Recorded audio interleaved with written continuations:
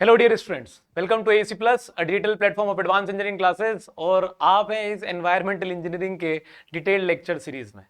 जी हाँ, इस detail lecture series में कंप्लीट डिटेल में सब्जेक्ट पढ़ाया जा रहा है, जहां पर आज हमारा टॉपिक ऑफ डिस्कशन होने वाला है ट्रीटमेंट ऑफ रॉ वाटर के फिल्ट्रेशन तक हम पहुंच चुके हैं। मतलब इसके आगे के सारे प्रोसेसेस हम पहले ही पढ़ चुके हैं। आज हम फिल्ट्रेशन में भी स्लो सेंड फिल्टर ऑलरेडी पढ़ चुके हैं, रैपिड सेंड फिल्टर ऑलरेडी पढ़ चुके हैं। आज हम पढ़ने वाले हैं कि रैपिड सेंड फिल्टर में जो अंडर ड्रेनेज सिस्टम होता है उसकी डिजाइनिंग कैसे हो रही है। हम पढ़ने वाले हैं ऑपरेशनल ट्रबल्स इन रैपिड सेंड फिल्टर क्या होता है, और दूसरे अलग अलग प्रकार के फिल्टरों के बारे में पढ़ेंगे इन डिटेल। तो चलिए स्टार्ट करते हैं आज का लेक्चर, जहां पर हम ये एक बेसिक सी इंफॉर्मेशन जो मुझे आप लोगों को देना है कि यार ये जो यूट्यूब पर जो सीरीज चल रही है ना, ये मंडे टू फ्राइडे तो आप कंप्लीट टेक्निकल पढ़ रहे हो यूट्यूब पर, लेकिन साथ ही साथ हर सैटरडे को डाउट सेशन भी अटेंड करो। मतलब मंडे टू फ्राइडे तो जितना पढ़ रहे हो, सिर्फ वो पढ़ना काफी नहीं, आपके जितने भी डाउट आएंगे हम वो डाउट आपके सॉल्व करने वाले हैं यहां पर into this doubt session every Saturday with the live question practice session. ये लाइव क्वेश्चन प्रैक्टिस सेशन के साथ हम आपको जो है आपके डाउट सॉल्व कराने वाले हैं। ध्यान रखिएगा, डेली 4 बजे, डेली 5:30 बजे, डेली 12 बजे और डेली 6:30 बजे, ये 4 सब्जेक्ट हम आपको पढ़ा रहे हैं इन कंप्लीट डिटेल, जितना डिटेल में कभी कोई आपको कहीं पर नहीं मिलेगा। अच्छा, ये भी बहुत इंपॉर्टेंट है कि हर संडे को मैराथन सेशन हो रहे हैं, उनको भी अटेंड करें अपने प्रिपरेशन को बूस्ट करने के लिए। So this is the basic information जो आप मेरे बारे में देख सकते हैं। चलिए तो स्टार्ट करते हैं हमारा आज का सेशन। यार देखो, पिछली क्लास में ये जाना था कि रैपिड सेंड फिल्टर एक हमारे पास फिल्ट्रेशन यूनिट है जहां पे पानी बहुत तेजी से नीचे जाता है और नीचे जाने के बाद कहां चला जाता है, हमारे पास हमारा ये जो पानी है इस फिल्टर मीडियम में नीचे लगे हुए इस अंडर ड्रेनेज सिस्टम में चला जाता है। ये जो हमारे पास यहां पर सिस्टम है, इसमें बने होते हैं ये आपके परफोरेशंस, ये बने होते हैं आपके यहां पर परफोरेशंस। तो ये जो परफोरेशन है, पानी इनके अंदर उतरता है और इनके अंदर उतरकर कहां जाएगा, यहां पर जाएगा, इस मेन पाइप में आएगा जिसे कहा जाता है मैनिफोल्ड कहा जाता है। तो इन सारे परफोरेशन से पानी इसके अंदर आएगा। तो हमें यह जानने की जरूरत पड़ती है कि ये कितने पाइप लगाने पड़ेंगे, इनका डाया क्या रखना पड़ेगा, कितने परफोरेशन रखने पड़ेंगे, हमारे पास हमें यहां पर कितना डिस्चार्ज मिल सकता है, पूरे कितने लेटरल लगेंगे, इनके बीच में स्पेसिंग क्या होगी, इन्हीं सब चीजों पर हमारे पास हमारी पूरी डिजाइनिंग बनी रहती है। तो चलिए ठीक है, जरा देखते हैं। यहां पर मैंने इसी को आपके सामने यहां पर ड्रॉ कर लिया है कि अगर आप इसी सिस्टम को टॉप से देखोगे, तो क्या दिखाई देगा आपको, मिडिल का पोर्शन दिखाई देगा, साइड के लेटरल दिखाई देंगे। तो ये कुछ इस तरह से दिखाई देगा, ये वो मिडिल वाला मैनिफोल्ड वाला है और ये सारे लेटरल है बीच में। दिस इज द कंप्लीट आपके पास आपका जो है ये ब्लैंक स्पेस है, ये कंप्लीट ब्लैंक स्पेस है और बीच में बने हैं आपके आपके पास आपके लेटरल्स। ठीक है, तो इसी को आप समझना है। अच्छा, जब आप इसका क्रॉस सेक्शन व्यू देखोगे तो क्रॉस सेक्शन व्यू देखने पर क्या पता चलेगा, आप जरा वो भी देख लो एक बार। तो क्रॉस सेक्शन व्यू देखने पर पता चलेगा कि बीच में जो मैनिफोल्ड लगा हुआ है आपके पास, इसमें दोनों तरफ से लेटरल में परफोरेशन से पानी नीचे आ रहा है, और वही आपको जो है वो समझना है। अब तो मुझे ये बताओ जरा, आपको यहां पर ये दिखाई दे रहा है, ये सब क्या है आपके पास, दीज आर परफोरेशंस। ये है आपके परफोरेशन, मतलब बारीक बारीक छेद, और इन परफोरेशंस का आपके पास परफोरेशंस का डाया यहां पर मेंशन किया गया है। ठीक है, आपके पास यहां पर कितने लेटरल लगे हुए हैं, उन सब की लेंथ कितनी होगी, इसे कहा जाता है लेंथ ऑफ द लेटरल, इसे कहा जाता है length of lateral, length of lateral. ये जो पाइप लगे इन्हें लेटरल कहा जाता है। लेटरल में आपके पास इस लेटरल के सेंटर से लेके इस लेटरल के सेंटर तक ये जो आपके पास डिस्टेंस है, इसे कहा जाता है spacing between laterals, spacing between laterals. साथ ही साथ आपके पास यहां पर जो आपको स्पेस दिखाई दे रही है इन परफोरेशंस के बीच में, ये जो स्पेस है इसे कहा जाता है spacing between perforations, spacing between perforations. तो इसे मैं कह देता हूं यहां पर spacing between the perforations SP और स्पेसिंग बिटवीन लेटरल इसे मैं कह देता हूं SL। ठीक है, I refer it as SL। मुझे यह जानना है यहां पर कि मुझे इसे कितने लेटर लगेंगे, कितने हमारे पास स्पेसिंग होगी, तो मैं इसे कहता हूं length of the filter medium. This is referred as length of filter medium, एक फिल्टर मीडियम की लेंथ, और हमारे पास ये निकल कर आती है, this is referred as width of filter medium.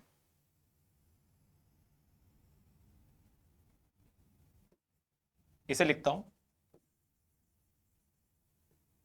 Width of filter. Length of filter medium को रिप्रेजेंट करते हैं, हम रिप्रेजेंट करते हैं इसे कैपिटल L से, और विड्थ ऑफ फिल्टर मीडियम को रिप्रेजेंट कर लेते हैं कैपिटल B से। ठीक है, तो हमारे पास लेंथ ऑफ लेटरल कितना आ जाएगा, जरा देखो, पूरे B में से अगर आपने मैनिफोल्ड का डाया माइनस कर दिया, ये है आपके पास डाया ऑफ मैनिफोल्ड। अच्छा, आपके पास आपके लेटरल का भी कुछ डाया होगा, आपके लेटरल का भी कुछ डाया होगा, ये निकल कर आता है आपके लेटरल का डाया, तो ये कहलाता है हमारे पास dia of lateral, dia of lateral. तो अब जरा समझिएगा, आपके पास जितने छोटे छोटे छेद दोगे उतने ज्यादा छेद लगेंगे, जितने बड़े बड़े दे दोगे उतने कम लगेंगे, जितने छोटे छोटे दोगे तो उतने ज्यादा छेद लगेंगे, मतलब स्पेसिंग उनके बीच की बहुत कम होती चली जाएगी। जितने बड़े बड़े छेद दोगे उतने कम लगेंगे, उतने दूर दूर लगेंगे, उनके अंदर की स्पेसिंग बढ़ती चली जाएगी। तो हमारे पास यहां पर पूरा का पूरा क्राइटेरिया डिपेंड करता है कि आपके जो डाया ऑफ परफोरेशन है वो आपके पास 6 mm से 13 mm तक रेंज कर सकते हैं। ये बहुत इंपॉर्टेंट बात है, ध्यान रखिएगा। और आपके पास इन छेदों के द्वारा टोटल सब छेद मिलाकर जो आप एरिया निकालोगे, टोटल एरिया ऑफ परफोरेशंस कितना होना चाहिए, total area, total filter unit area जितना भी है आपके पास L/B, उसका 0.2%। कितना हो जाएगा ये हमारे पास 0.2%, 0.2% ऑफ L इंटू बी। हमारे पास 0.2% ऑफ L इंटू बी का जितना भी एरिया आएगा हमारे पास, उतने एरिया के परफोरेशन यूज करने हैं। कितने यूज करोगे वो अपने आप निकल कर आ जाएगा। Cross section area of each letter, हर एक लेटर का क्रॉस सेक्शन एरिया कितना होगा, πd²/4 कितना होगा, तो हमें वो रखकर चलना पड़ेगा 2 to 4 times the cross section area of total perforation in it. Example के तौर पे समझिएगा कि अगर मान लो आपने हर एक परफोरेशन का एरिया निकाल लिया, मान लो वो एरिया कुछ x वैल्यू आई, मान लो वो टोटल परफोरेशन का एरिया कुछ x वैल्यू आई, तो उस x वैल्यू का 2 से 4 गुना ज्यादा आपको अपने क्रॉस सेक्शन एरिया रखना पड़ेगा लेटरल्स का। ठीक है, बात ध्यान रखिएगा।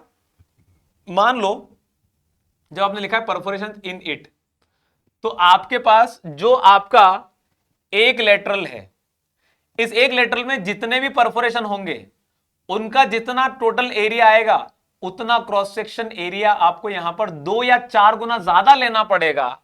उसको कैसे समझेंगे, तो 2 या 4 गुना ज्यादा कैसे, मतलब 2 times when dia of perforation is 13 mm, अगर 13 mm तक डाया चला गया तो 2 गुना लेंगे, और 4 गुना लेना पड़ेगा अगर आपका डाया ऑफ परफोरेशन 6 mm के बराबर निकल कर आता है। तो इस रेंज में ही परफोरेशन रखे जाते हैं जनरली। बड़े करोगे तो आपके पास जो है वो उतना ही कम लेटरल का एरिया रखना पड़ेगा, जितने छोटे करते चले जाओगे उतना ज्यादा उसको एरिया को बढ़ाना पड़ेगा। ये एक एक लेटरल की बात है। फिर बात आती है स्पेसिंग बिटवीन परफोरेशंस। परफोरेशंस के बीच में स्पेसिंग कितनी रखना है, ये डायरेक्ट डाटा है, आपको ध्यान रखिएगा। परफोरेशंस के बीच में 7.5 centimetre, 7.5 centimetre centre to centre, अगर 6 mm परफोरेशन यूज किए तो, और स्पेसिंग बढ़ जाएगी 20 सेंटीमीटर अगर 13 mm के परफोरेशन यूज किए हैं तो। ध्यान रखिएगा बात को। स्पेसिंग बिटवीन लेटरल SL की बात है, मैक्सिमम 30 सेंटीमीटर तक जाया जा सकता है, उससे कम जितनी रखना हो, जैसे रखना हो, उससे अपना काम होता चला जाएगा। बात करते हैं टोटल एरिया ऑफ मैनीफोल्ड। तो मैनीफोल्ड जो बीच में हमारे पास पाइप है उसका टोटल एरिया कितना होना चाहिए, तो 1.75 to 2 टाइम्स, मतलब 1.5 से 2 गुना ज्यादा होना चाहिए times the total area of lateral, सारे लेटरल्स का एरिया मिलाकर, सारे लेटरल्स का एरिया मिलाकर जितना भी आ रहा है उससे 2 गुना ज्यादा एरिया लोगे। सर ऐसा क्यों कर रहे हैं, ऐसा कर क्यों रहे हैं सर? यार इमेजिन कर लो, ये एक लेटरल से पानी आया, इन 2 लेटरल से पानी आया, इन दोनों से आया, इन दोनों से आया, जब सबका पानी आएगा तो इसमें तो पानी बहुत सारा आ जाएगा ना। तो इन जितने भी लेटरलों का जितना भी क्रॉस सेक्शन एरिया है उससे 2 गुना ज्यादा ले लेंगे तो हमेशा हमारे पास यहां पर एक एम्प्टी स्पेस बचा रहेगा, जिससे कि अपना हमेशा जो फिल्टर है वो सही तरीके से काम कर रहा होगा। तो टोटल एरिया ऑफ मैनिफोल्ड कितना है? 1.75 to 2 times the total area of laterals. अच्छा, नंबर ऑफ लेटरल कितने लगेंगे? चलो वापस देख लो, यहां पर मुझे बताओ, आपके पास ये टोटल लेंथ है कैपिटल एल के बराबर, टोटल लेंथ है कैपिटल एल के बराबर। इस पूरे कैपिटल एल में मुझे बताना कि आपके पास अभी लेटरल कितने हैं? 4 लेटरल दिखाई दे रहे हैं। स्पेसिंग कितनी है? यहां से लेकर यहां तक एक स्पेसिंग, यहां से लेकर यहां तक एक और स्पेसिंग, यहां से लेकर यहां तक एक और स्पेसिंग। मुझे बताओ, अगर आपने एल को एसएल से डिवाइड कर दिया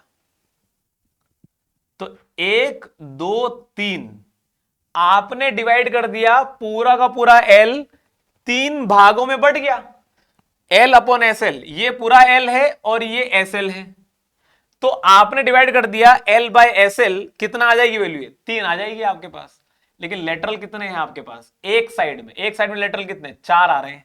तो L upon S L plus 1 आप कर दोगे तो ये एक साइड के लेटरल को बता देगा।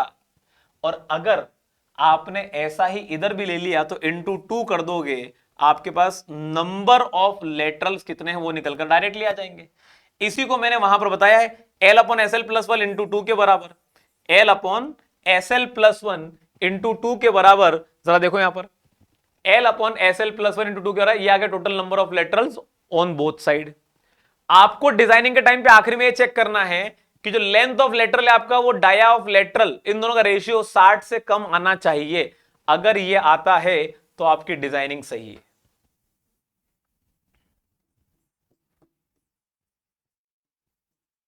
If this is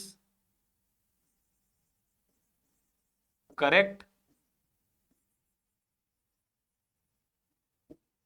design is okay. अगर नहीं तो ये डिजाइन पूरी तरीके से गलत हो जाएगी, आपको रीडिजाइन करने की जरूरत पड़ेगी। आई होप यहां तक क्लियर रहा होगा। तो ये थी हमारे रैपिड सेंड फिल्टर के नीचे लगने वाले अंडर ड्रेनेज सिस्टम की डिजाइनिंग। अब आगे बढ़ते हैं, coming on to the next part, operational troubles in RSF. Rapid sand filter में ऑपरेशनल ट्रबल, जब रैपिड सेंड फिल्टर काम कर रहा होता है, ऑपरेशन में होता है, तो उसमें कितनी तरह की दिक्कतें आ सकती है, कितनी तरह की प्रॉब्लम आ सकती है, आप जरा इसको समझिएगा। पहला है एयर बाइंडिंग। एयर बाइंडिंग मतलब आप वर्ड से समझ लो, एयर कहीं ना कहीं बाइंड हो जा रही है। और एयर कहां बाइंड कर सकते हो? किसी चीजों के बीच में फंस जाती है एयर। कैसे फंस रही है जरा समझना। ये मेरे पास मेरा सैंड फिल्टर है, यहां से इनलेट है, यहां से इनलेट है, पानी यहां तक भरा हुआ है और पानी जो है वो नीचे जाना चाह रहा है। ये सैंड लेयर है, ये ग्रेवल लेयर, मतलब ये पूरी फाइन सैंड वाली लेयर है, ये मोटी सैंड वाली लेयर है, और ये ग्रेवल की लेयर है। इसके नीचे बना है अंडर ड्रेनेज सिस्टम और पानी यहां तक फिल होकर यहां से बाहर हो जा रहा है। ये अभी तक का अपना रैपिड सैंड फिल्टर है। मुझे इसमें देखना है दिक्कत कहां पर आ रही है। चलो ठीक है, इमेजिन करते हैं। यार इमेजिनेशन में यह समझ में आया कि इस सैंड मीडियम में हमारे पास इंप्यूरिटीज ट्रैप होना चालू हो गई।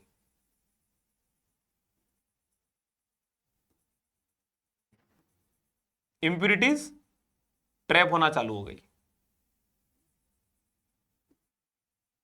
अब जरा ध्यान से समझते चले जाना।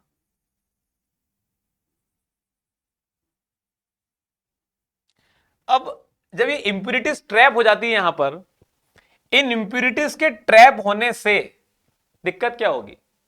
जो पहले पानी के पास जाने की, नीचे जाने की स्पीड थी ना, अब वो स्लो डाउन हो जाएगी। मतलब रेजिस्टेंस बढ़ जाएगा पानी का फ्लो करने का। जैसे रेजिस्टेंस बढ़ेगा तो जो इंप्यूरिटीज नहीं भी बैठती वो भी सब बैठ रही है। धीरे धीरे यहां पर इतनी सारी इंप्यूरिटीज इकट्ठी हो जाएंगी, इतनी सारी इंप्यूरिटीज इकट्ठी हो जाएंगी कि ये वाला एरिया कंप्लीटली ब्लॉक होना चालू हो जाएगा। ये वाला एरिया कंप्लीटली ब्लॉक होना चालू हो जाएगा, ये इस तरह से। अब आप सोचो, आप पानी अब नीचे जाएगा ही नहीं, ये सब इंप्यूरिटीज है हमारे पास।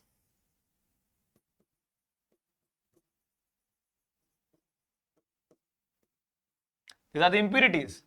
तो अब पानी नीचे जाएगा ही नहीं, इतनी सारी इंप्यूरिटी हमारे पास जो है वो यहां पर ट्रैप होना चालू हो जाएगी। ऐसे में क्या होता है, हमारा पानी नीचे जाने की बजाय यहां पर ठहरना चालू कर देता है, और इसके यहां पर ठहरने और नीचे कम जाने की वजह से इस रीजन में हमारे पास यहां पर जो पानी आता है ऊपर से, अब ऊपर से आना कम हो जाएगा तो यहां का तो पानी अपने आप नीचे चला जाएगा। यहां का पानी जब नीचे चला जाएगा अपने आप, तो यहां पर क्रिएट हो जाएगी वैकेंट स्पेस, वॉइड्स क्रिएट होना चालू हो जाएंगे।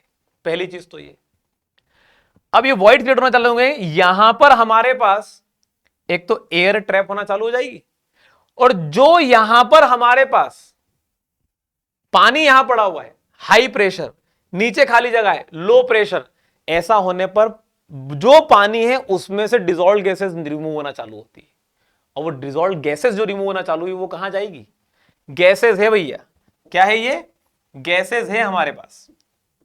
ये गैसेस, गैस के बबल यहां पर ऊपर उठना चालू कर देंगे, ये गैस के बबल यहां पर ऊपर उठना चालू कर देंगे, और जब ये गैस के बबल यहां पर ऊपर उठकर ऊपर से पानी नीचे धक्का देगा इसे, और ये बबल ऊपर उठना चाहेंगे, तो इन बबल के ऊपर उठने पर, इन बबल के ऊपर उठने पर एक ऐसी कंडीशन बनेगी, पानी हल्का होता है या बबल, एयर बबल हल्का होगा, सर एयर बबल हल्का होगा।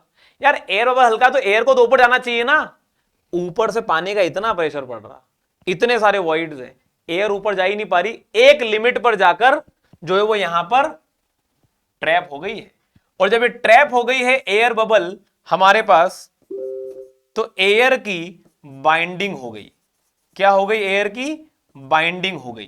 तो एयर के बबल यहां पर इतने ज्यादा फैल जाते कि भाई अब वो पानी को नीचे नहीं आने दे रहे, पानी कह रहा निकलने दो, वो कह रहा नहीं मुझे ऊपर जाने दो। ऐसे में हमारे पास जब ये ट्रैप हो जाते हैं एयर बबल्स, तो इसकी वजह से अब हमारा फिल्टर काम करना बंद कर देता है।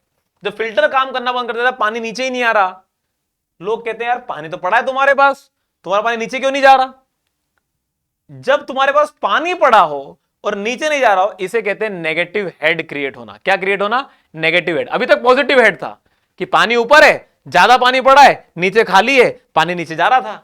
अब पानी ऊपर पड़ा हुआ है, नीचे नहीं जा पा रहा, क्यों, क्योंकि नेगेटिव हेड क्रिएट हो गया है हमारे पास अब, और ऐसे में हमारा ये जो पानी है अब नीचे नहीं जा पाएगा। इसे कहते हैं फेलियर ऑफ फिल्टर। क्या करना पड़ेगा, क्लीन करने की जरूरत पड़ेगी, नीचे से मारो प्रेशर से, सब क्लीन होगा, वापस से सब कुछ सही हो जाएगा। तो एयर बाइंडिंग हमारे पास जो है वो नेगेटिव हेड क्रिएट होने की वजह से हो जाता है। Head loss through freely cleaned filter, जब बिल्कुल साफ फिल्टर है, इज वेरी लेस। क्यों, क्योंकि भाई पूरा खाली है, पानी जा रहा है, इंप्यूरिटी ट्रैप हो रही है, पानी जा रहा है, इंप्यूरिटी ट्रैप, कोई दिक्कत नहीं आ रही। And goes on increasing as more and more impurity gets trap, जितनी ट्रैप होती चली जाएगी हेड लॉस बढ़ता चला जाएगा।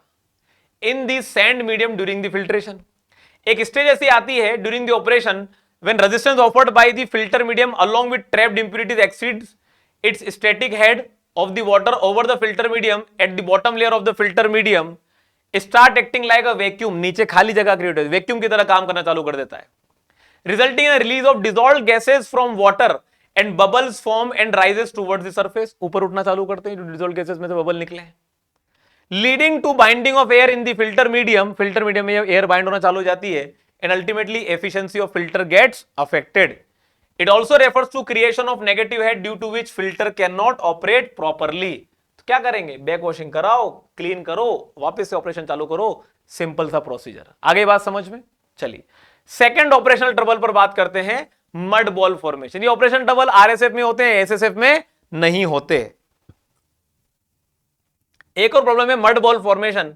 क्या होता है मड बॉल फॉर्मेशन में, यार देखो मड बॉल फॉर्मेशन में बात बड़ी सिंपल सी है, हमारे पास पानी के साथ जितना भी हमारे पास पानी आ रहा है, डस्ट आ रहा है, तो ये डस्ट जब पानी के साथ नीचे आता है, तो वो डस्ट जब यहां पर चिपकना चालू करता है, डस्ट मतलब जब पानी, डस्ट पानी से मिलता है तो मिट्टी बन जाता है, अंदर ही अंदर क्या करना चालू करेगा,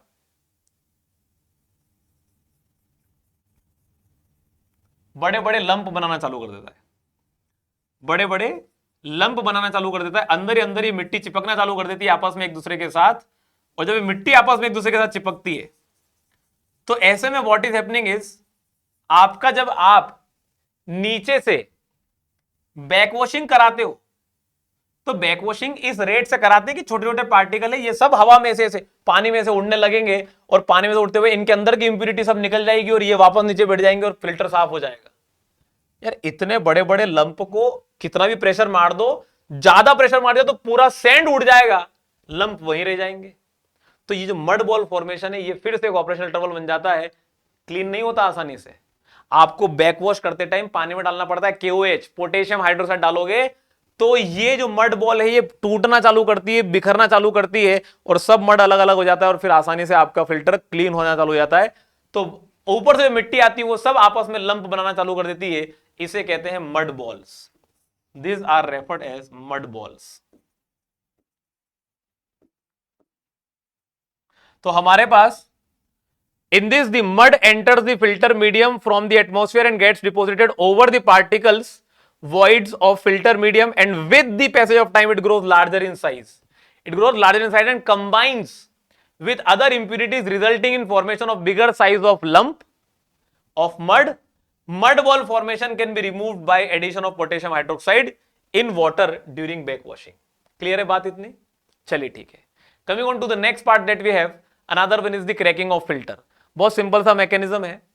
जब हम कंटिन्यूअसली फिल्टर्स को चेंज करते रहते हैं, एक मेंटेनेंस में गया दूसरे का यूज किया, वो मेंटेनेंस में गया तीसरे का यूज किया, तो जब तक कोई फिल्टर खाली पड़ा रहता है, आपने एक में पानी डाला तो यहां वेटिंग हो रही है, फिर इसको फिल्टर, फिर इसको आपने क्लीनिंग के लिए रखा तो ये सूखा पड़ा हुआ है। अल्टरनेट जब ऐसा होता चला जाता है ना कि ये सूखा फिर ये गीला, फिर ये सूखा फिर ये गीला, फिर ये सूखा फिर ये गीला, चलता रहता है। ये अल्टरनेट वेटिंग ऑन ड्राइंग से क्या होता है, जब पानी बहुत तेजी से आ रहा होता है तो पूरा का पूरा सैंड मीडियम जो है वो दब जाता है। क्यों? पानी के प्रभाव में दब जाएगा। जब पानी नहीं है तो पूरी तरह से मॉइस्चर उड़ जाएगा, ये ऐसे एक्सपांड करना चालू कर देगा। अल्टरनेट वेटिंग एंड ड्राइंग से क्या होना चालू होता है, हमारे पास जब सैंड लेयर में एक्सपांशन कॉन्ट्रैक्शन होता है तो ऐसे में कभी कभी सैंड मीडियम अपने आप को एक लंप में बनाना चालू कर देता है। तो जब ये ऐसे श्रिंकेज होने पर हमारे पास ये क्रैक बनना चालू करते हैं, श्रिंक होता है तो, और एक क्रैक जब बहुत ज्यादा वाइड हो जाते हैं तो पानी बिना फिल्टर हुए इनके अंदर से निकलना चालू कर देता है, which again becomes a problem. वो क्या है, फिर से हमारे लिए एक प्रॉब्लम बनना चालू हो जाती है। तो cracking due to alternate wetting and drying of the filter surface, the particles of filter medium are subjected to shrinkage stress which lead to development of cracks over the surface, जिसकी वजह से पानी बिना फिल्टर हुए अंदर से निकलना चालू कर देता है, is another third operational trouble of the rapid sand filter. I hope यहां तक बात क्लियर हुई होगी आपको। चलिए coming on to the next point that we have, बात करते हैं आगे। हमारे पास अगला जो फिल्टर है वो है प्रेशर फिल्टर। प्रेशर फिल्टर के अंदर क्या हो रहा है, आपके पास यहां पर ये जो आपकी लेयर है, दिस इज द लेयर जो कि आपकी ग्रेवल लेयर है।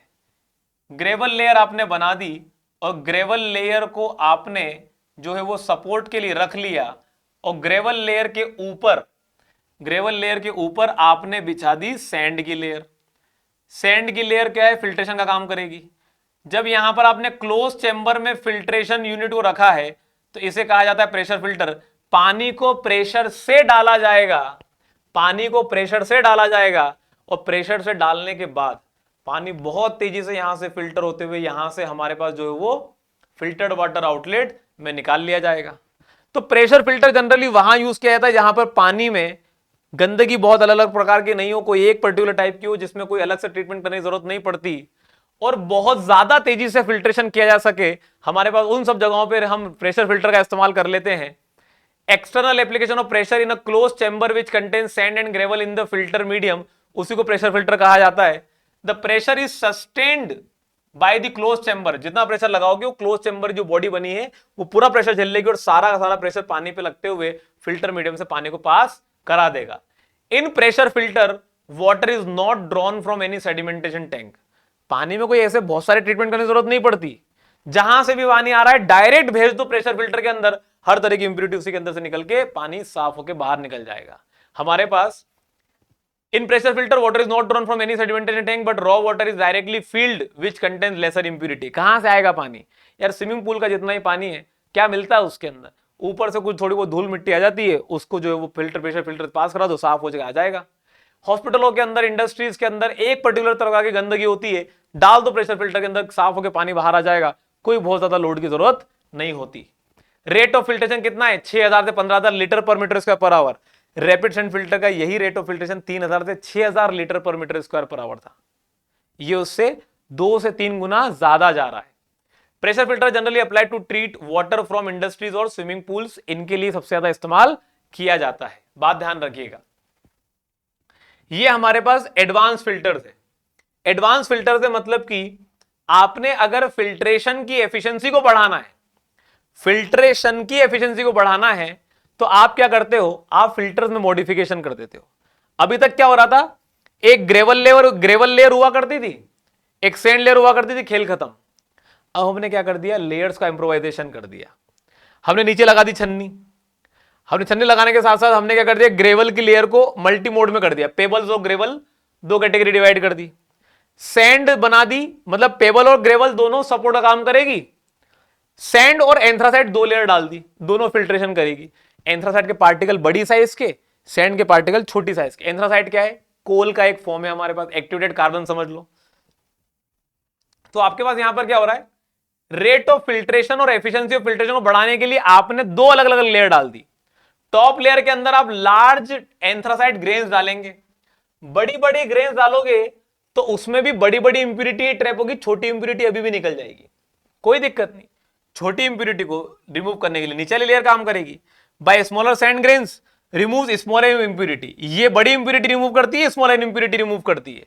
यहां पर बड़े बड़े पार्टिकल रिमूव होंगे, यहां छोटे छोटे पार्टिकल रिमूव होंगे, अपना काम हो जाएगा। हमारे पास ये किसका मॉडिफिकेशन हुआ? Modification of rapid sand filter better than RSF. Rapid sand filter का मॉडिफिकेशन हो गया। क्यों भाई? आपने बड़ी बड़ी इंप्यूरिटी को पहले ट्रैप कर लिया, बची छोटी इंप्यूरिटी को यहां ट्रैप कर लिया। ट्रैप तो अंदर ही हो रहा है ना, इंप्यूरिटीज तो अंदर ही ट्रैप हो रही, सरफेस पे तो नहीं हो रही। सरफेस पे होती तो हम कहते हैं कि स्लो सेंट फिल्टर का मॉडिफिकेशन है, हो तो अंदर ही रही है। क्या बनेगा? रैपिड सेंट फिल्टर बनेगा। हमारे पास अगर मैंने इसको और एफिशिएंट बनाना हुआ तो हमारे पास हमने क्या कर दिया? हमारा मल्टीमीडिया फिल्टर बना दिया। What is a multimedia filter? आपने अब ग्रेवल के अलावा ग्रेवल को ही मल्टीपल लेयर में डाल दिया, और ग्रेवल को मल्टीपल लेयर डाल दिया, आपने जो है वो फाइन गार्नेट, सैंड, एंथ्रासाइट सब डाल दिया। क्या हो जाएगा इससे? आपके पास अगर आपके पास दो से ज्यादा मतलब 3 से ज्यादा लेयर्स अगर अवेलेबल है ट्रीटमेंट के लिए, इसे कहते हैं MMF, multimedia filter. It is improve version of dual media filter. Dual media filter का ज्यादा इंप्रूव वर्जन है। इसमें अब क्या होगा? पहले सबसे बड़ी इंप्यूरिटी, फिर उससे छोटी इंप्यूरिटी, फिर उससे छोटी इंप्यूरिटी, इस तरीके से ट्रैप होना चालू होगी और आखिर में पानी पूरी तरह साफ मिलेगा। हमारे पास इसका फिल्ट्रेशन रेट बहुत ज्यादा हाई नहीं है, लेकिन ऑर्डर ऑफ फिल्ट्रेशन रेट हमारे पास यहां पर जो है वो समझा जा सकता है। ठीक है, तो हमारे पास बात करें, ये हमारे पास जो है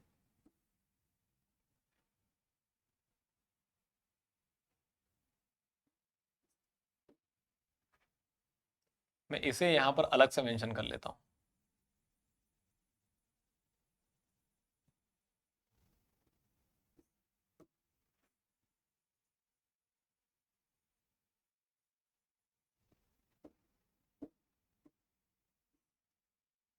तो अगर हम बात करें ऑर्डर ऑफ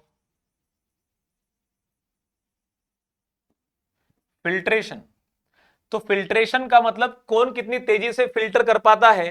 तो कौन कितनी तेजी से फिल्टर कर पाता है, तुम सोच के देखो। आपके पास आपका मल्टीमीडिया फिल्टर, जिसमें अलग अलग जगहों पर अलग अलग तरह का आपके पास जो है वो क्या हो रहा है, इंप्यूरिटी रुक रही है। तो इसमें कहीं पर भी कोई दिक्कत नहीं होती। पहले से बड़ी बड़ी इंप्यूरिटी रुकेगी तो छोटी अंदर एंटर कर जाएगी, फिर वो यहां रुकेगी, फिर वो यहां रुकेगी। पानी को कोई ज्यादा समस्या नहीं आ रही, आराम से निकलते चले जा रहा है। सेम ऐसा ही मल्टीमीडिया फिल्टर के बराबर का ही डुअल मीडिया फिल्टर का भी हमारे पास रेट ऑफ फिल्ट्रेशन होता है। तो हमारे पास यहां पर अगर देखें, इन दोनों का फिल्ट्रेशन रेट हमारा ऑलमोस्ट सेम निकल कर आता है, कोई ज्यादा अंतर नहीं आता। लेकिन इन दोनों का फिल्ट्रेशन रेट हमारे रैपिड सेंट फिल्टर से ज्यादा होता है, और वही अभी हम लोगों ने देखा। It is modification of RSF and better than RSF. Increase करना है रेट ऑफ फिल्ट्रेशन को और एफिशिएंसी ऑफ फिल्ट्रेशन को इंक्रीज करना है। तो रैपिड सेंड फिल्टर से तेज भी है और एफिशिएंसी भी अच्छी। क्यों? क्योंकि अलग अलग तरह की इंप्योरिटी को अलग अलग जगह रोका जा रहा है। तो ऑर्डर ऑफ फिल्ट्रेशन में एमएमएफ और डीएमएफ का ऑलमोस्ट सेम है, रैपिड सेंड फिल्टर से ज्यादा है, और रैपिड सेंड फिल्टर का स्लो सेंड फिल्टर से भी ज्यादा निकल कर आता है।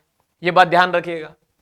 अच्छा, इसी के साथ अगर बात करूं मैं एफिशिएंसी ऑफ फिल्ट्रेशन, मतलब बैक्टीरियल रिमूवल की बात है। यार बैक्टीरिया रिमूव करना है तो उसके लिए तो समय चाहिए पड़ेगा ना बैक्टीरिया को, चीजों को खाने के लिए, और वो कहां मिलता है? स्लो सेंड फिल्टर में मिलता है। कहां मिलता है वो? स्लो सेंड फिल्टर में मिलता है। तो स्लो सेंड फिल्टर का आपके पास एफिशिएंसी बहुत अच्छी आएगी, चाहे वो पानी कम देगा, एफिशिएंसी बहुत अच्छी आएगी, बैक्टीरिया अच्छे मार देगा, इंप्योरिटी सारी रोक देगा। इसके बाद फिर हमारे पास हमारा एमएमएफ समझ लो, फिर आपके पास आप डीएमएफ समझ लो, क्योंकि इसके अंदर मल्टीपल लेयर्स हैं। तो इन बाकी सबके रिस्पेक्ट में हमारे पास डुअल मीडिया फिल्टर से ज्यादा अच्छी एफिशिएंसी आएगी और डुअल मीडिया फिल्टर से कम रैपिड सेंड फिल्टर की आएगी। इसमें तो फिर ज्यादा इंप्योरिटी रुक ही नहीं पाती ना, वॉइड साइज बड़े बड़े हैं, सब नीचे चले जाता है। तो ऑर्डर ध्यान रखिएगा और आपके पास जो है वो एफिशिएंसी ऑफ फिल्ट्रेशन ध्यान रखिएगा। बात करते हैं आगे। हमारे पास और जो फिल्टर है, जैसे कि फॉर एग्जांपल एक कहलाता है हमारे पास रफनिंग filter.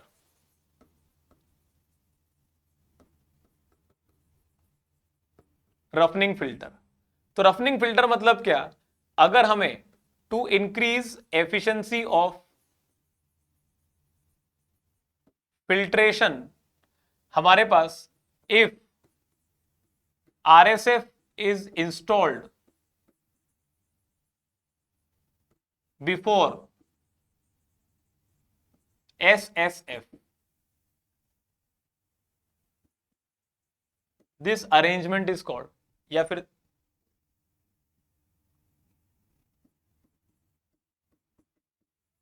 RSF is called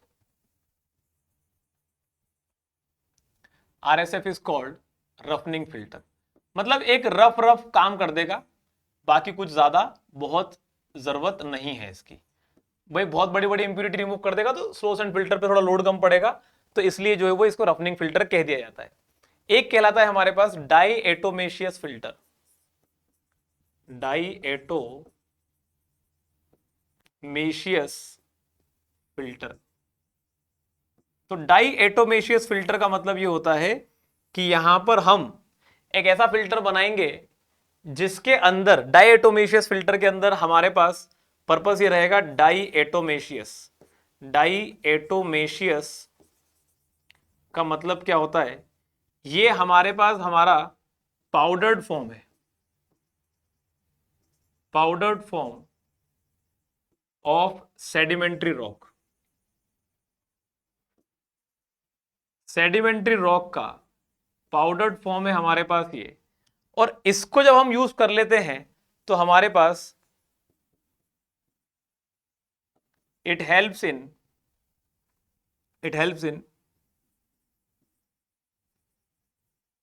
reducing organisms causing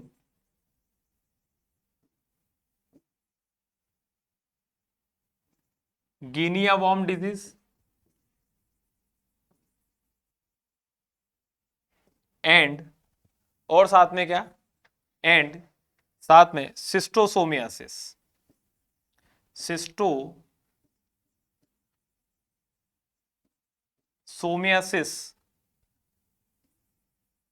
organism, या फिर डिजीज की बात कर लेते हैं। तो सिस्टोसोमियासिस जैसी डिजीज और गिनिया वॉर्म डिजीज को रिड्यूस कराने में या उसको उससे बचने के लिए डाईएटोमेशियस फिल्टर जनरली बना दिए जाते हैं। तो ये कुछ एक्स्ट्रा है जो कि हमें ध्यान रखकर चलना, अगर कभी एग्जाम में आए तो हमें पता होना चाहिए। So this was all about the filter जो हमें जानने की जरूरत थी आज। ये एक बेसिक से इंफॉर्मेशन है आप लोगों के लिए कि अगर आप एसएससी जेईई की प्रिपरेशन करना चाहते हैं तो आप हमारे इस सार्थक बैच में एनरोलमेंट ले सकते हैं, जहां पर हम कंप्लीट डिटेल में सिलेबस कवर अप कर रहे हैं live from the offline classes from the Bhopal centre. साथ ही साथ अगर आप इंडिया में कोई भी एई और जेईई एग्जाम को टारगेट करना चाह रहे हैं जिसका सिलेबस बहुत वास्ट होता है, कई बार बहुत हमारे पास अनयूजुअल से सब्जेक्ट्स उसमें कवर अप होते हैं, हम वो सारी चीजें भी हमारे ऑफलाइन सेंटर से हम लाइव क्लासेस ले रहे हैं इस विजय बैच में, आप इसके भी एनरोल कर सकते हैं। अगर आपकी प्रिपरेशन में कहीं पर भी नॉन टेक्निकल सब्जेक्ट आपके लिए एक हिंड्रेंस कॉज हो रहा है, आप इन नॉन टेक्निकल सब्जेक्ट्स में से किसी भी सब्जेक्ट के लिए आप इस नॉन टेक के महापैक में एनरोल कर सकते हैं और अपने प्रिपरेशन को बूस्ट कर सकते हैं। साथ ही साथ अगर आपकी एसएससी जेईई की प्रिपरेशन ऑलरेडी ऑनगोइंग मोड में है तो एसएससी जेईई की टेस्ट सीरीज आपके लिए बहुत इंपॉर्टेंट है। हर तरीके से टेस्ट सीरीज आपके पास अवेलेबल होगी। अगर सिर्फ मॉक टेस्ट चाहिए तो मॉक टेस्ट होगा, सिर्फ नॉन टेक्निकल चाहिए सिर्फ नॉन टेक्निकल होगी, सिर्फ टेक्निकल चाहिए सिर्फ टेक्निकल होगी, कंप्लीट टेस्ट सीरीज चाहिए वो भी होगी। और ऑल ओवर इंडिया की जितनी भी एग्जाम है सबको कंपाइल कर कर भी एक टेस्ट सीरीज अवेलेबल है। आपको टेस्ट सीरीज विजिट करने की जरूरत है एईसी प्लस एप्लीकेशन पर। So this is all about this session today. मिलते हैं अगले लेक्चर में अगेन विद द सेम ऐसे ही डिटेल कंटेंट में, और तब तक के लिए goodbye, thank you very much.